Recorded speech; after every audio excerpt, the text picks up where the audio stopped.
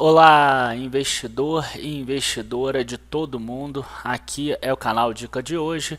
Hoje, sábado, dia da gente falar um pouco mais sobre macroeconomia, e eu queria continuar falando sobre a reforma da Previdência, mas já tem tanto vídeo aí no YouTube e saiu o PIB agora no último dia 28 de fevereiro, que eu acho que é mais legal, até interessante para o nosso futuro como investidor na Bolsa, a gente falar exatamente da economia do Brasil, o PIB que veio decepcionante, né? Ele veio bem abaixo daquela expectativa de mercado, veio dentro do que eu imaginava, mas esse crescimento só de 1,1% mostra que a gente ainda tem um longo caminho pela frente. Vamos falar mais depois da vinheta.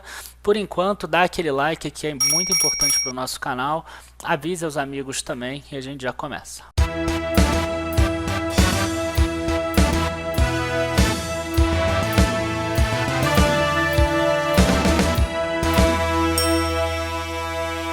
Bom, gente, eu já fiz alguns vídeos aqui sobre PIB, mas eu sei que está sempre entrando gente nova, então é importante a gente entender o seguinte. O PIB, que é o Produto Interno Bruto do Brasil, ele mede as riquezas que foram geradas aqui no Brasil e ele pode ser medido de duas formas. Ele pode ser medido pela ótica da oferta de produtos, ou seja, quanto foi o PIB da agropecuária, quanto foi da indústria, quanto foi dos serviços e etc. Ou pela ótica da demanda, ou seja, quanto foi o PIB do consumo das famílias, o consumo do governo, os investimentos das empresas, que a gente chama de formação bruta de capital fixo, ou ainda a balança comercial, que seria a diferença entre importações e exportações. Vamos ver as duas formas aqui. A gente vai começar já com essa figura que está aparecendo aqui, que é pela ótica da oferta de produtos e a variação do PIB nesse último ano, né? Na verdade aqui está escrito quarto trimestre, mas é a variação do ano todo frente ao ano anterior. Então a gente vê que a agropecuária aqui teve um crescimento pífio, um crescimento muito pequeno, mas aqui é explicado porque 2017 foi o melhor ano da história do Brasil da agropecuária, inclusive o crescimento do PIB de 2017 de 1,1%, ele é muito devido à agropecuária, que naquele ano de 2017 subiu lá 10% ou coisa do gênero. Aí a gente vem aqui para a parte da indústria. A indústria cresceu 0,6%, que é essa bolinha aqui. E vocês podem ver aqui que a única parte de indústria que realmente cresceu bem seria essa parte aqui: eletricidade, gás, água, esgoto, atividade de gestão de resíduos. Então isso explica um pouco, né, porque que a gente tem empresas aí como a Eng, como a Taesa, como a Sanepar, como a Sabesp, que cresceram bastante na bolsa. A gente vê que é um mercado que conseguiu crescer nesse ano. Em contrapartida, a gente tem aqui a parte de construção. A construção passou o quinto ano seguido de queda e a gente viu que tem muitas empresas aí que conseguiram crescer, porque tiveram várias outras que estão em uma situação muito ruim. Então você vê que tem empresas como Elbor, Tecnisa, Gafisa e outras empresas também do ramo imobiliário, como o Brasil Brokers, Lopes Brasil e etc., que ficaram tão ruins, isso para não falar de PDG, de Viver, que já estão em recuperação judicial, que ficaram tão ruins que acabou que abriu o mercado para as outras, mas esse mercado é muitíssimo menor do que ele era lá atrás em 2013. Tá? E aí a gente passa aqui para o setor de serviços, que normalmente é o setor que tem segurado aí na ótica da oferta o PIB. Ele cresceu 1,2, 1,3. A gente vê que essa barra aqui, que é de impostos, ela foi a que mais cresceu em termos gerais aí, se a gente pegar agregados, né, agropecuária, indústria, serviços e impostos, e aqui o PIB crescendo 1,1%. É interessante a gente ver que a construção ainda está em queda, mas as atividades imobiliárias estão em forte alta. Tá? Então isso aqui já é um sinal para a gente que a construção está no ponto de bala de melhorar, e quem é membro Gold lá sabe que a gente tem algumas ações recomendadas exatamente para pegar esse foco. Uma delas já cresceu mais do que 100% no último ano, a outra cresceu em 50 e poucos por cento. Aí a gente passa para a ótica da demanda, quer dizer, os entes que estão demandando os serviços. E a gente vai ver mais para frente que o Brasil sempre foi amparado em consumo do governo e também em exportação. E agora, com a questão do teto dos gastos públicos, porque o governo não pode gastar, a gente vê que o consumo do governo foi zero aqui, né? Então ele não aumentou o gasto dele em valores reais aí no PIB, até porque ele tem que seguir uma legislação nova, que é essa do PEC dos gastos públicos, que está certo, porque se não tem dinheiro você não tem como gastar, mas em compensação você também freia a economia. O consumo das famílias aqui subiu um pouco mais, e o que chama a atenção foi essa aqui, a formação bruta de capital fixo. Isso aqui são os investimentos das empresas. Só que esse número aqui é um pouco enganoso, porque no terceiro trimestre ele subiu 6,6%, e quando a gente compara o quarto trimestre com o trimestre anterior, deu menos 2,5%. Então o que acontece é que parece que os empresários investiram para a venda de fim de ano, e quando eles viram que talvez essa economia não crescesse tanto assim, eles já se retraíram no quarto trimestre. E finalmente a gente vê aqui as importações crescendo muito mais do que as exportações, isso a gente vai ver mais para frente em outra imagem. Exatamente aqui que a gente vai ver. A gente percebe nesse gráfico que a gente tem 4 períodos no Brasil. O primeiro deles, ele vai aqui até 2001, mais ou menos, em que o Brasil era um país que importava muito mais produtos do que exportava. Depois do Plano Real, com a paridade cambial aí de 1 para 1, ficou muito barato. Então quem tem aí mais idade vai lembrar das lojas de R$ 1,99, de R$ 0,99, etc., que compravam produtos estrangeiros, e aí você vendia esses produtos estrangeiros, então você teve um boom das importações aqui, como a gente pode ver aqui, de 98 até 2001, as importações que eram 9% subiram para 15%.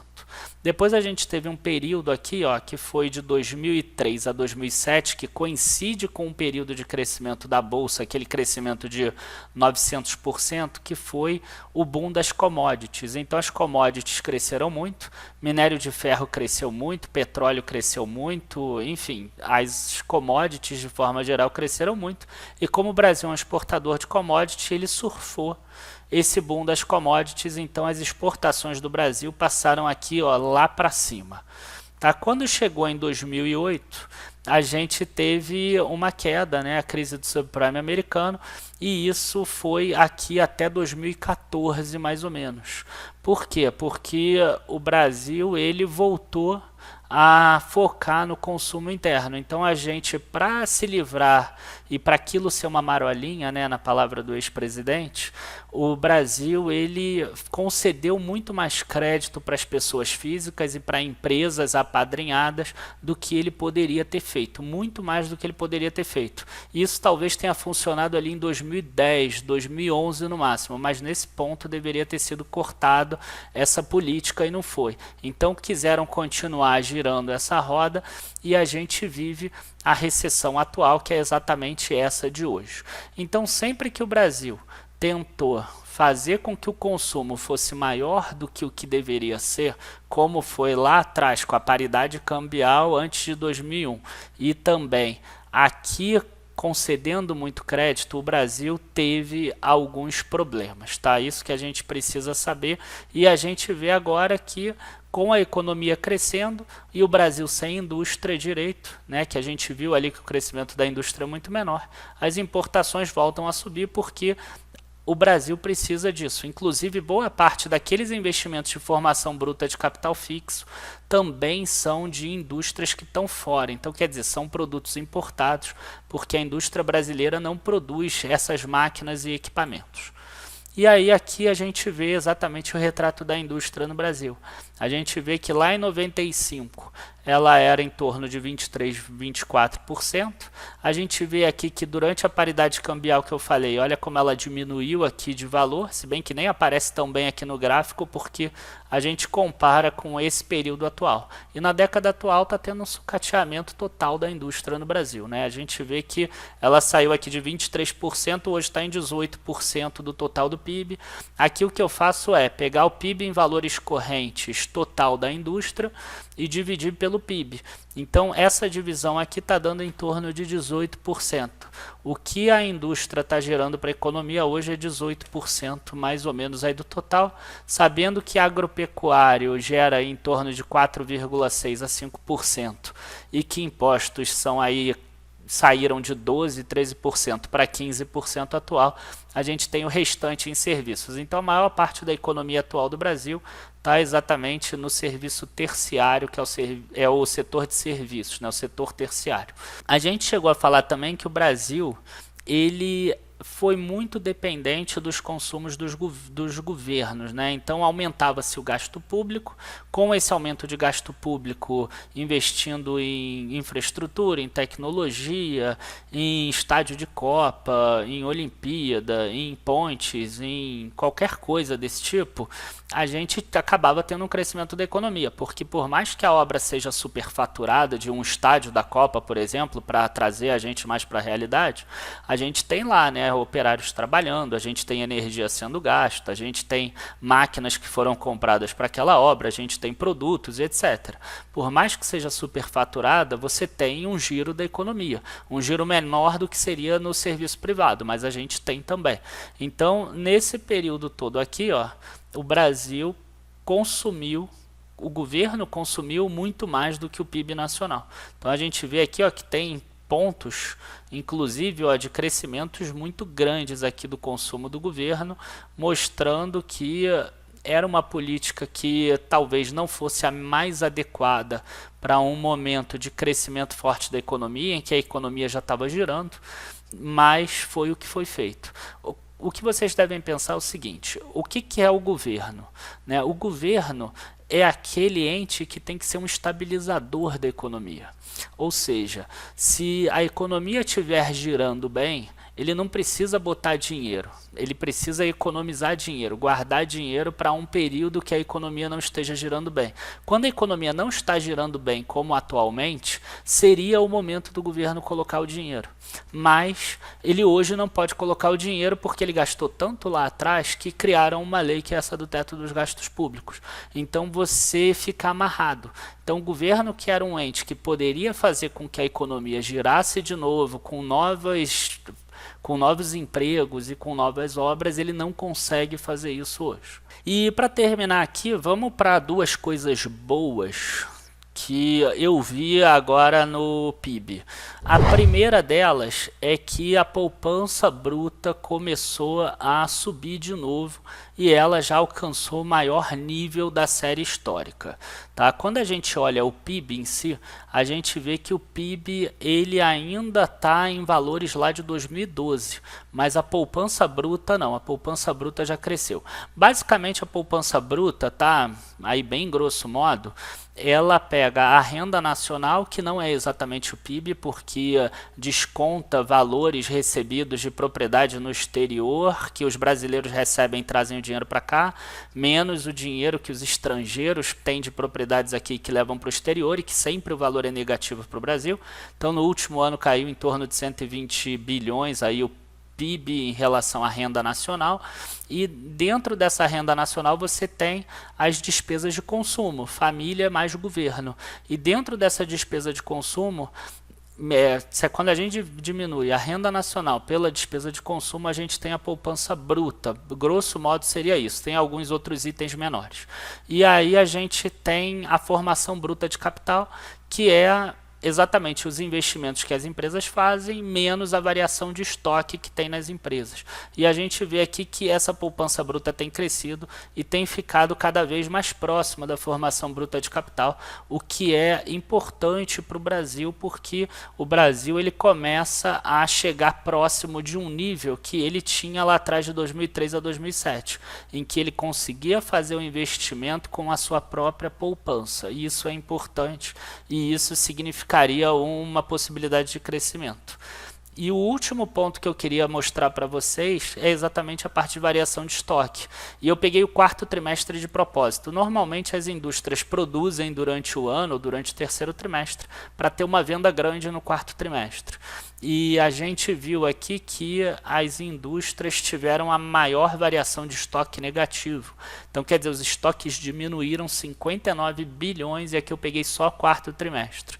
Tá? Então essa diminuição de estoques aqui muito provavelmente vai fazer as indústrias terem que investir no futuro. Isso significa que os estoques estão acabando, as indústrias vão precisar produzir, e elas precisando produzir, elas vão precisar investir. E eu vi exatamente isso. Semana passada a gente acabou indo lá na Randon, eu e o Leonardo Bittencourt aqui da nossa equipe, e a gente viu como a Randon está trabalhando lá na carga máxima dela, inclusive está fazendo algumas adaptações para conseguir aumentar a capacidade produtiva na mesma planta, porque enfim, a gente vê aí que o Brasil ele tem uma possibilidade de crescimento, mas o que eu acho que falta ainda é um pouco de confiança, de saber que o Brasil vai crescer por um período prolongado e que não é apenas um voo de galinha, que não é apenas um período de 1 ano ou 2. Porque se for um período de 1 ano ou 2, imagina você sendo um industrial, você não vai fazer um investimento. Uma fábrica demora aí 2, 3 anos para ficar pronta. Uma máquina e equipamento ela demora às vezes 10 anos para se pagar, 7, 8 anos para se pagar.